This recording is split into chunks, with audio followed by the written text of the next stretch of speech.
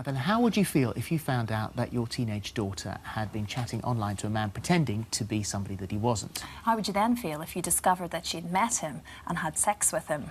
Well, this was the reality for Bren Collis, whose then 17-year-old daughter Leah met up with a 40-year-old who'd been claiming to be a man nearly half his age. And sadly, it seems that Leah is not alone.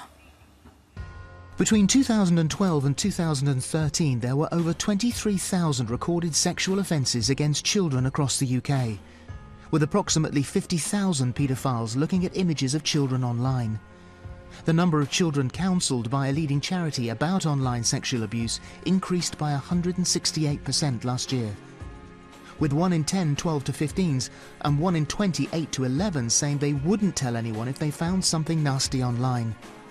In 2012, almost 3/4 of sex offences in England and Wales were for crimes against children.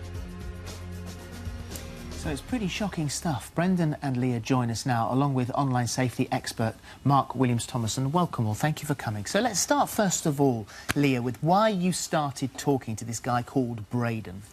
At the time, I'd just recently split up with a long-term boyfriend, and I'd just gone online just to make friends and that, and we had a lot in common, like films, sports, all sorts of stuff like that, and we started talking over Facebook, over just chat messages, and it was all just really normal. Just Who did he say he was? Who did you think he was? He said he was 20 years old, from London, just ran children's football clubs and just a normal person. So you had a picture posted up there so you could have a look at him? Yeah.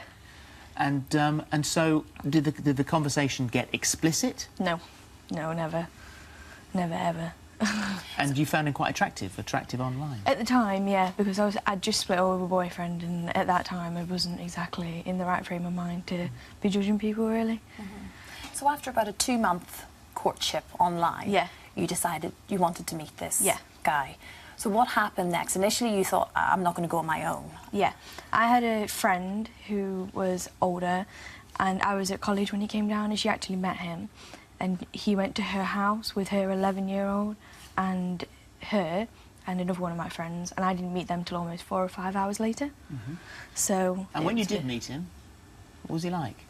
Just normal person. 20? Yeah, he looked a lot younger than what he was. But he wasn't 20?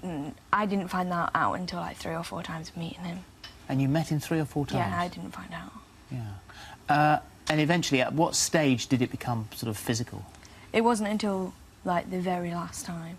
And he told me he'd forgotten his coat at the back of the hotel room.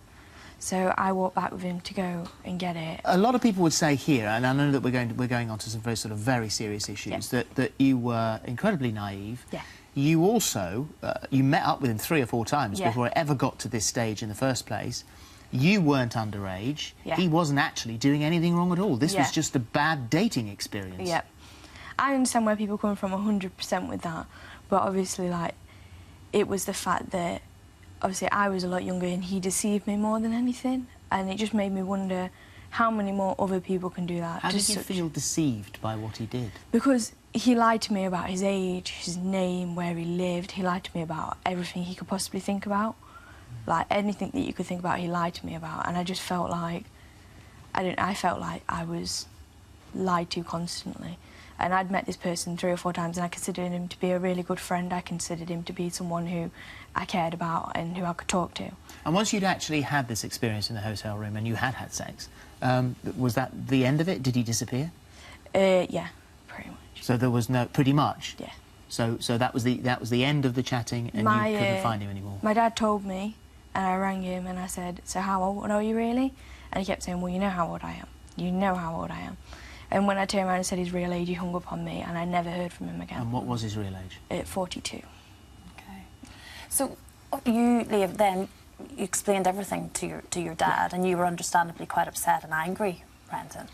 Yeah, I was just a bit violated by it because of it was the manipulation more than anything. I know Leah's 17 at the time. She do what she wants, you know, and she gave consent, and there's no law broken by him or Leah. It's just that whole thing. He's lied about absolutely everything. It completely false. person. I think it's, thank goodness, a testament to your relationship that you could actually talk about this, which is one of the things we're going to be discussing is the fact that you have to talk with your kids. They have to be open with you, especially if they get themselves in a situation where they need some help. It then didn't stop because you felt angry that he couldn't be found, he couldn't be prosecuted, although actually he hadn't done anything wrong. That you then set up what could only be described as a sort of vigilante group. Yeah, the vigilante bit I'm not that happy with. Yeah, well, it's not authorised. No, it's not authorised, but I think just the vigilantes, like running down the street with placards and like burning torches, we haven't done that, you know, that kind of thing. We initially set one up to try and find this guy, just so we could say, look, why are you doing this? Don't do it again. I'm just an angry dad at the end of the day. Which is understandable. But it just so happened 30 or 40 other guys just kept hitting on this. How did you find them then? What did you set up? What was the trap? We took advice from Leah, so we joined like Justin Bieber groups, ADME groups and all those kind of things, just general socialising groups on Facebook. And it just snowballed. It just keeps going. And so these fan sites are sort of hunting ground, you say? Yeah, definitely. And it doesn't take very long before the questions are being asked as to whether you are a virgin, have you got a boyfriend? Very personal, intimate questions that you've discovered. Yeah, it can vary, you know, from 5 minutes. 5 minutes to somewhere between like 5 minutes and 3 hours. Like within seconds of talking to him, the automatic question is, are you a virgin? Would you like me to take your virginity? And obviously these profiles are much younger girls. Obviously I was 17, I understand how completely silly I was at that time and understand that what I did was completely wrong, and I don't want like anyone to think that I was doing it for any other reason other than I was being young and stupid.